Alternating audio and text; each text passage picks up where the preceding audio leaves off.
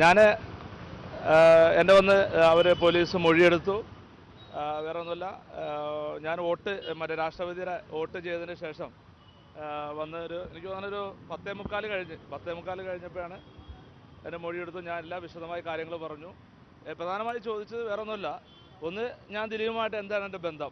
അപ്പോൾ ഞാൻ പറഞ്ഞു എൻ്റെ വളരെ വർഷങ്ങളായിട്ടുള്ള സുഹൃത്താണ് എന്നുള്ള രീതിയിലും അന്ന് പത്രമാധ്യമങ്ങളുടെ അടുത്ത് തന്നെ പറഞ്ഞ് ആ രീതിയിൽ തന്നെ പറഞ്ഞു.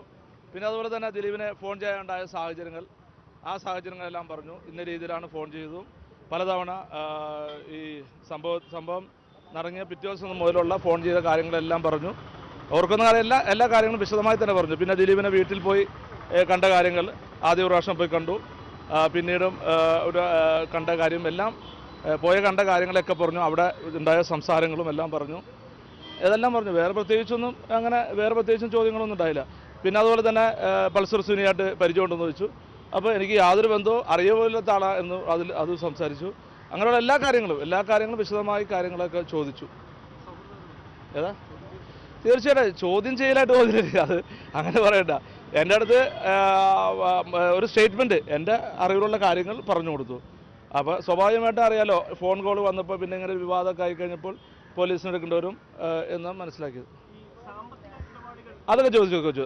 സാമ്പത്തിക ഇടപാട് എന്തെങ്കിലും ഉണ്ടോ എന്ന് ചോദിച്ചു. ഞാൻ പറഞ്ഞു എനിക്ക് ദിലീപുമായി യാതൊരു സാമ്പത്തിക ഇടപാടില്ല എന്ന് തന്നെ പറഞ്ഞു.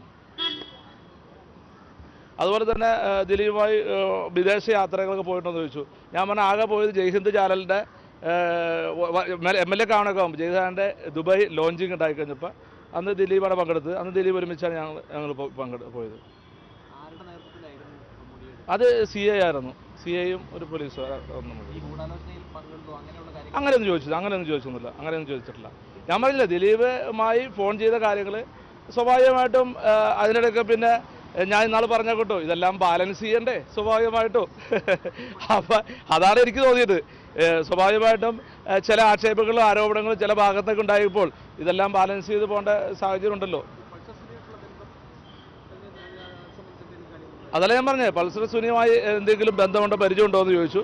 യാതൊരു ബന്ധവുമില്ല, പരിചയം. അത് നഗ്നമായ സത്യമാണല്ലോ. അത് എൻ്റെ അടുത്ത് ചോദിച്ചിട്ട് കാര്യമുണ്ട്. അപ്പോൾ അതാണ് സംഭവം, വേറെ ഒന്നുമില്ല. എനിക്കോണ്ട് ഒരു 10:45 ആ 10:45 കഴിഞ്ഞപ്പോൾ